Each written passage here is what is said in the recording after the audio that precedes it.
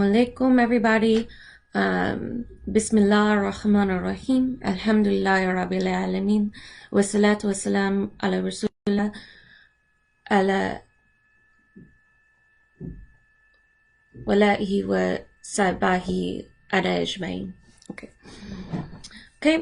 Assalamu alaikum, everybody. Thank you for watching my video. Today's topic is going to be about transgender Muslims. As you can see, I am signing during the video. I don't know if we have any deaf or hard of hearing members in the group, so I'm going to do what I can and sign. I'm really sorry for my bad signing. I'm not an interpreter, but I'm working on getting better. Okay. Just a second.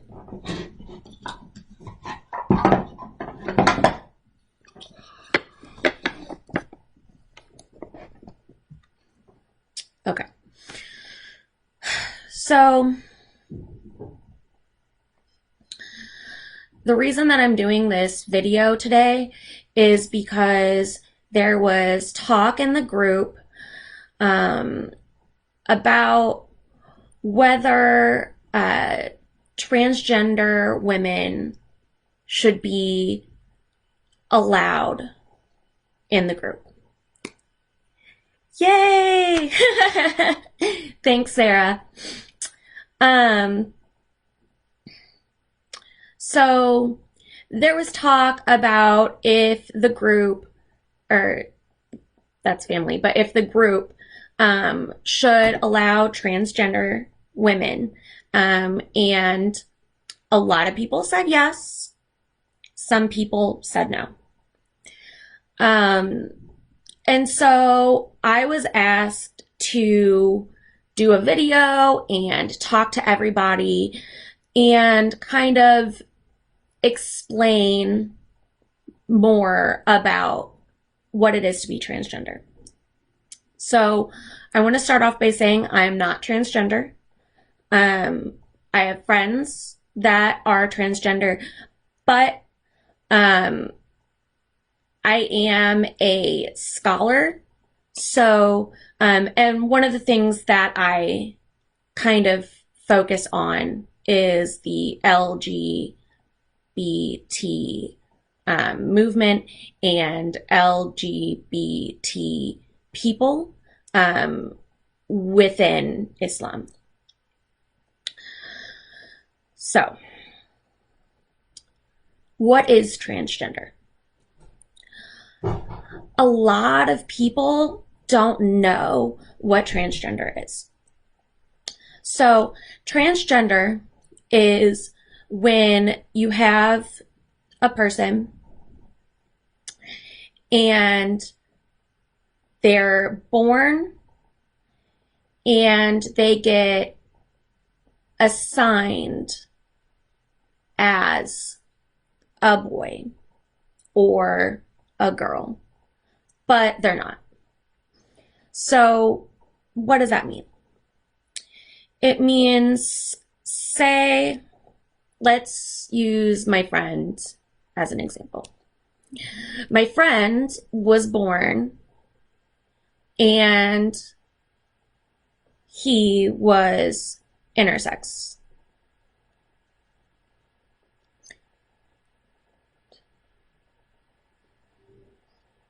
Okay, so he's intersexed.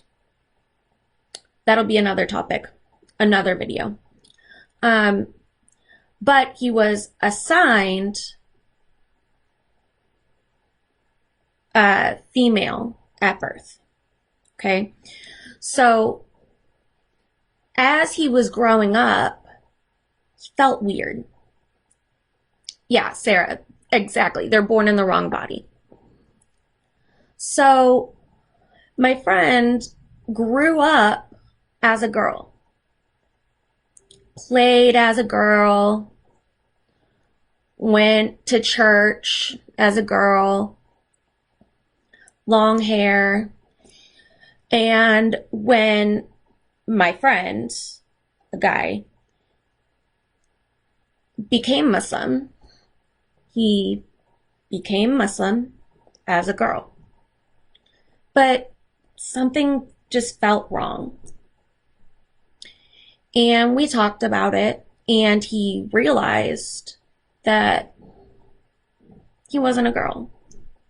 His whole life, he didn't feel like a girl. Something felt weird, something felt wrong. And so, he had to go through this transition, and he socially kind of transitioned to be a boy. So he stopped wearing hijab, and he stopped, wearing girl clothing. He stopped wearing niqab. And he kind of did all of this, and he changed his name. And, that made him a lot happier. He feels better in life. Now, he does dress in a way that's more feminine, and that's a different topic for another video. But I'm going to continually use him as an example. So I wanted to kind of introduce him to you guys and let you guys meet him, okay? So in, like our everyday lives, people are transgender, and maybe you don't even know it, okay? So this is someone who was born as a girl, but they look like a boy. This is someone who was born as a boy, and they look like a girl. They talk like a girl. They wear hijab, maybe they even wear niqab, okay? So the question that people were asking is, should transgender women be in this group? In this group and in this family that we call haram girl, all right? And the kind of initial reaction was no. Other people were like freaking out about it in another group, and so because of this, our group had a transgender woman get removed, and that's not right. A woman is a woman. Doesn't matter if the woman was born a guy. It doesn't matter what sex they have, what sex they were born. They're transgender. They aren't a boy. They're a girl. And scientifically, there's all of this information out there, and we understand now that in people's brains, the chemistry that goes in, these people aren't boys. Inside their brains, they're girls. When you look at the brain chemistry, it's included like a girl's, and so, yes, absolutely, we should include transgender Muslims in our group. But people are wondering, from a religious standpoint, Is this okay? And so while this isn't a religious Islamic group, I'm going to talk about the religious side of it and kind of give some more information so that way people in the group can kind of understand a little bit more about not just what transgender people go through in like everyday life, but what Islam says about transgender. Okay? So, a lot of people think that being trans is haram. Like, they think that transgender is bad, you know? And so, first, I want to say our group is called Haram Girl, so that shouldn't matter. But religiously, okay, we have a hadith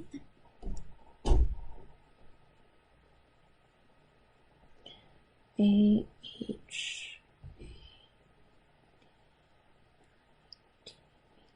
hadith on transgender people. Okay, we have a hadith on LGBT people. All right, they're just suppressed. There are a lot of like scholars out there who just don't talk about that hadith that we have. And that's because when the West came in, they took away a lot of that. They said, no, this is not good. This is bad. Don't do this. Don't be gay. Don't be trans. It's not normal. And that's just not true. Islamic society before the West was not understanding and inclusive. You know, Islamic society knew and understood that there were people out there who didn't feel like they were born in the correct body. All right. It understood that there were people out there who loved in different ways. So, specifically on transgender, the ahadith that we need to be looking at talk about munathikun. Munathikun. So that's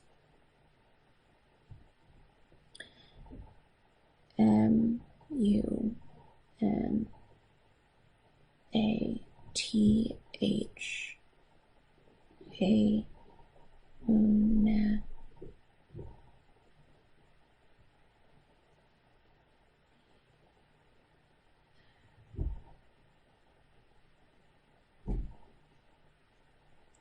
I can't spell. I'm sorry. I'm so bad at fingerspelling, right? But the sign for it is basically munathikun. It means like feminine boy, okay? So the hadith that we have on munathikun state all different kinds of rules, all right? So munathikun includes like LGBT. It includes gay men. It includes transgender men. It includes like everybody who can basically fit into and fall into these different categories. Okay, it's all basically the same group. So we have different hadith, right? Specifically, a hadith for trans girls would be the ones for munathikun that we are talking about when it comes to prayer. Okay? So there are specific rules in place for trans women when it comes to prayer. What are they? So for prayer, a trans woman is supposed to pray in front of the women and behind the men. That's before she transitions into being a woman, when she's in that kind of nebulous space. So when somebody is in this kind of state where they don't know, don't understand if they're a boy or if they're a girl, then they pray in front of the women and behind the men. Once they transition and this person is seen like in society as a woman, she's wearing hijab, she's wearing niqab, she, talks with girls, she gets to pray with the women, and she is a woman. That's from ahadith, okay? So we see that there are these rules. And so that acknowledges, sorry you guys, I haven't been watching the comments that you guys are leaving, so I'm really sorry. I'm going to try and catch up. But so we're seeing these ahadith, and they're giving us these rules that we have on prayer, because it includes and incorporates trans people into society. All right. So that shows us that yes, absolutely, people can be trans and Muslim. It's a medical thing. And so I'm sorry. It's difficult to keep track of everything that I want to say and sign.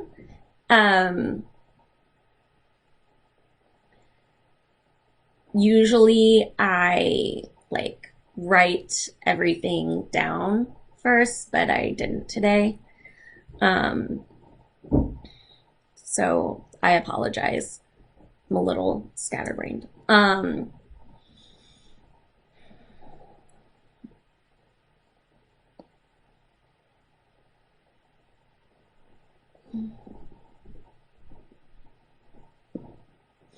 Okay. So some of the comments, we have Mary saying that yes, we should include them. So thank you. Alhamdulillah. Yes, Sarah. There are a lot of Muslims that say that it's haram. But what we need to realize is that these Muslims are not looking at these ahadith. So they're completely ignoring it. They either ignore it or they don't even know that these ahadith exist in the first place. All right? Because we have scholars out there who don't talk about it and who ignore these ahadith because the West has told them to.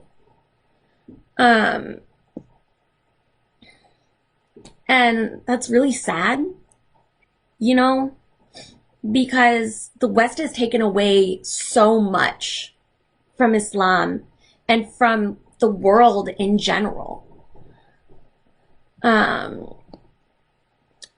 Samar is asking, can a trans woman see a cisgender woman without hijab?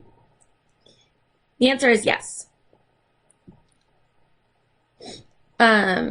So there's a hadith, and it talks about munathikun, and in specific, it talks about a munathikun that Rasulullah sallallahu alaihi wasallam allowed to be around his wives. Sorry.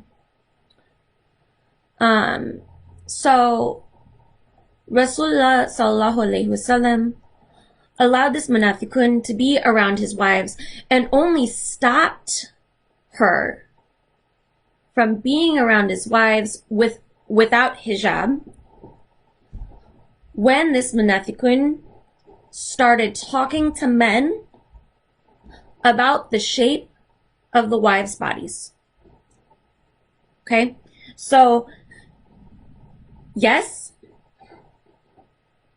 trans women can see a cisgender woman without hijab because she's a woman.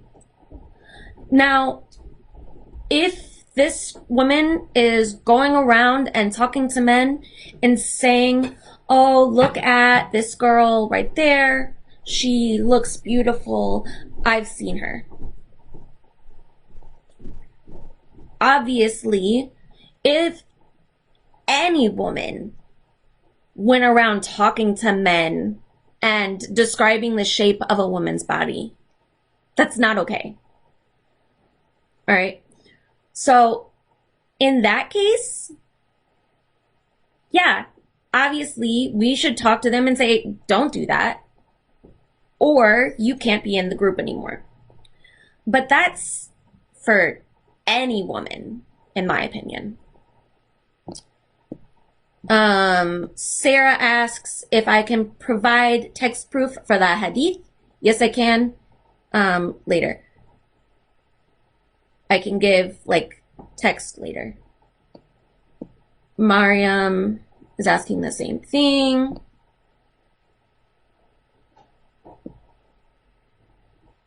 Christy, absolutely, the scholars that are ignoring it have their own agenda. Do I have Quranic reference? Christy, no, I don't have anything in the Quran, because this all comes from ahadith. The Quran itself does not say anything about transgender, and really, in my opinion, doesn't say anything about LGBT in general. I know a lot of people will say that it does. That's a topic for a different video. But so the short answer is no, nothing from the Quran, because it's all from ahadith.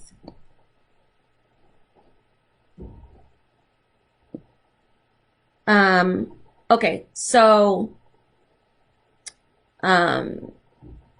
inshallah, I have answered everybody's questions because a lot of people are asking about the Quran. Does anybody have any other questions on this topic, or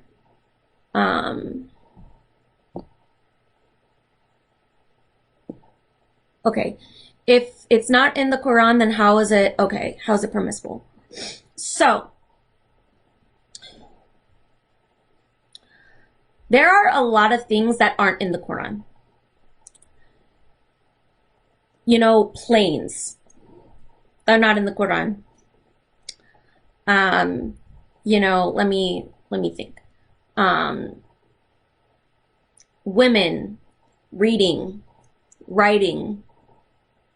It's not in the Quran. You know,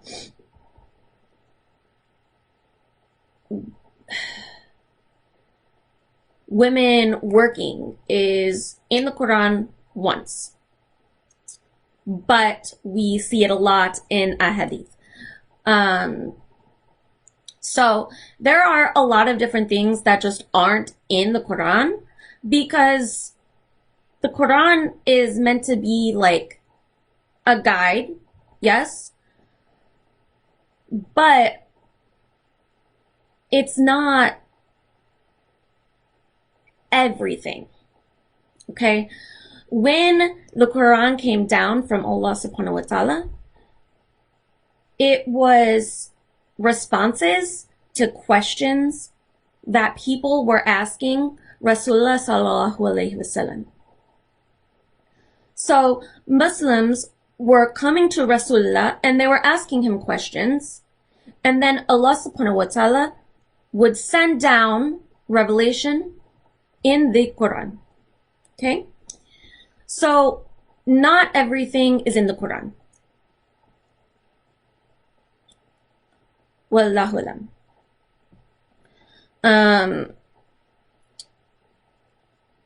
Siri is asking about Sodom and Gomorrah. So in the Quran, that goes by a different name. It's a different name. And in the Quran, I don't think it says specifically that it's about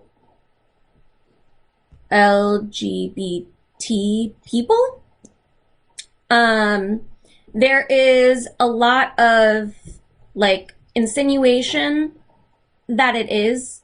However, and I'm so sorry if we have anyone who is deaf or hard of hearing watching this video right now, because my sign language is not good on these like bigger words. So, but that's why I didn't wear niqab. So, okay. So when it's talking about Sodom and Gomorrah and the people of Lot, okay, a lot of scholars who are studying this, like historically, are looking at this, and it's actually about pederasty. So let me P-E-D-E-R-E,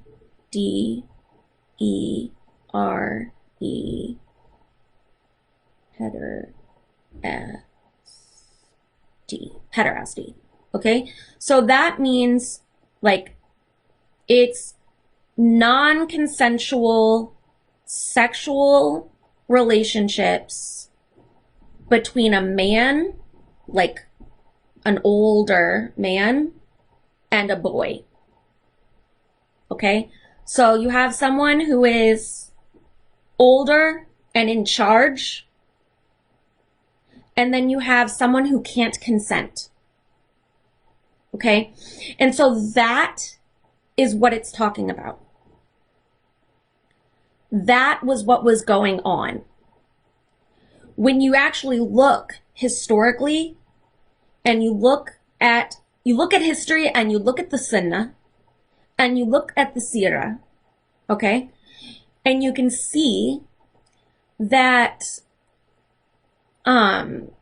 these people were going around having just inappropriate relationships with little boys. All right? So it's talking about rape. And That's a really difficult topic. So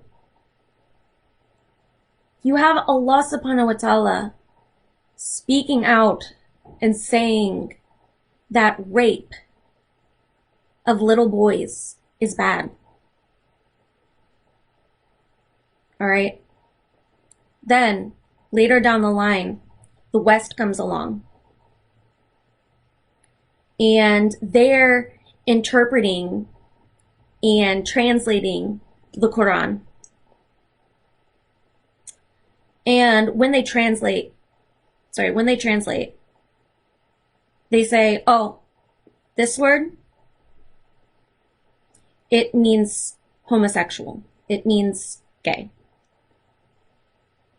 But it doesn't. That is not what that word means. It is specifically talking about pederastic relationships. Now, there's going to be a lot of traditional scholars who don't agree with me. And that's fine. You know, Allahu alam. But when you look historically, that's what it's talking about. So, no, Sodom and Gomorrah, the story of Lut, it's not about trans Muslims. It's not about, LGBT Muslims at all. It's specifically about rape of little boys. Sorry, this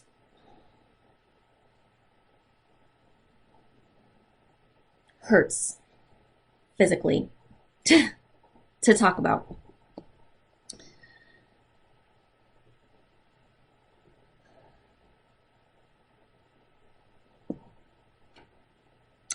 Samar, yes, I actually am a scholar. I am still working on going to school, but I do have a degree in religion. I'm working on my master's degree in religion, and inshallah, I'll keep going and get my PhD in religion. So.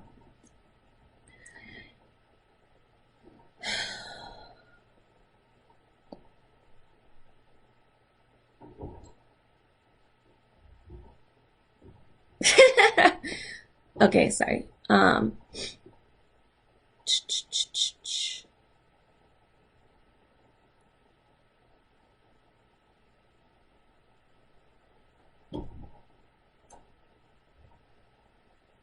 Okay, everybody, I will give you guys my citations and my information after the video.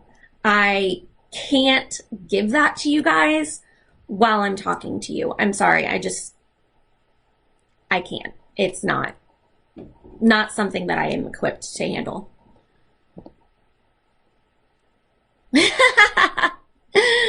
Thank you, Sarah. I would love that.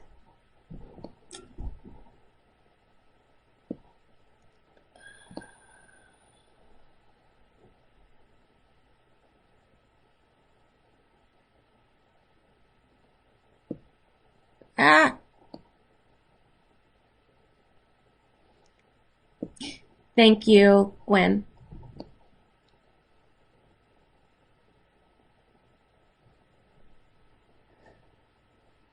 What? Oh, okay, not me. Okay, sorry. I'm reading everything.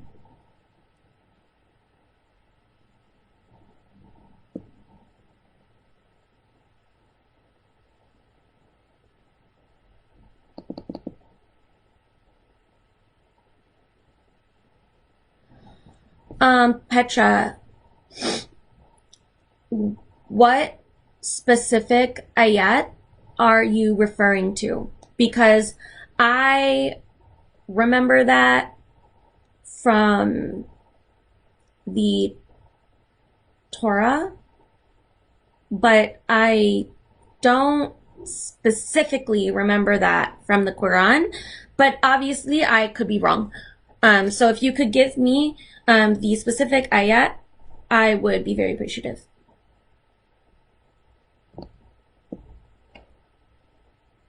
I'm going to put a jacket on because I'm cold.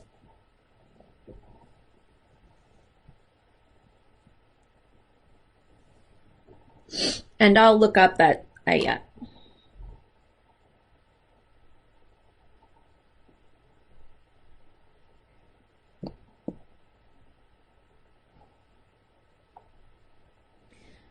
So, actually, let me speak on Petra's question. So,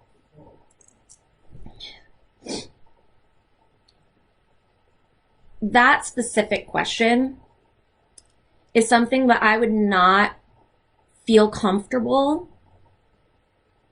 answering today. Because I would want to do a lot more reading and research before I would respond to you. Because that's tafsir, and that is my focus, but that takes a lot of work. I can't just respond without sitting down and looking at the Quran and the ahadith and the seerah and like other people's works and essays. It wouldn't be prudent of me to respond to you before I did all of that work.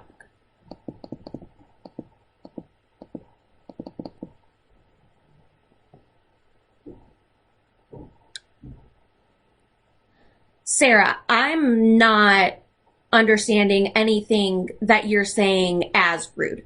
So please, don't worry about that. Okay?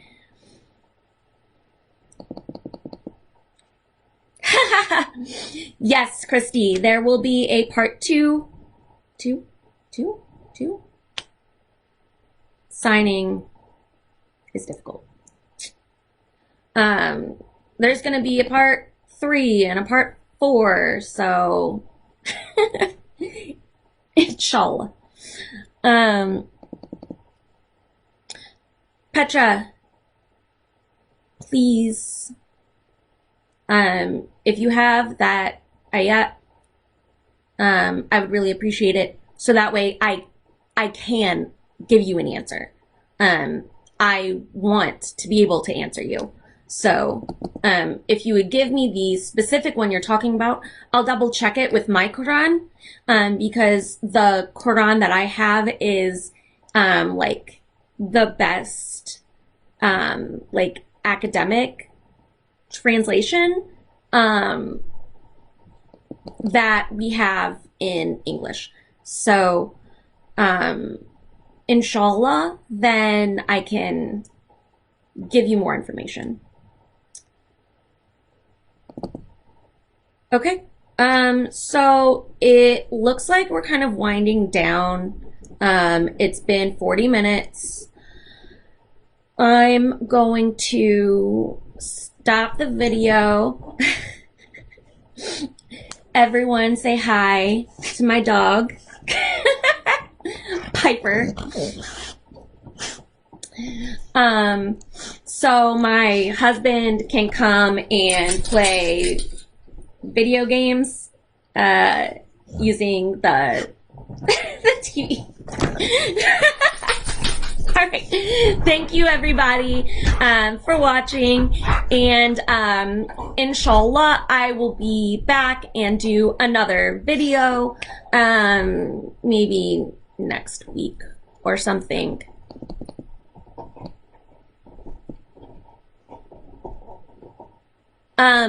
Yes, Amaryllis.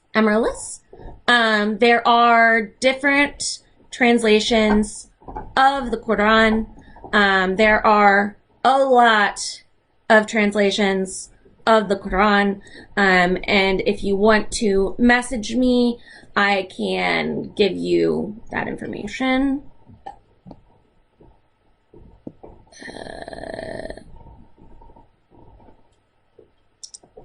All right. Okay. All right. Jazakumullahu khairan. And inshallah, I will talk to you guys all later.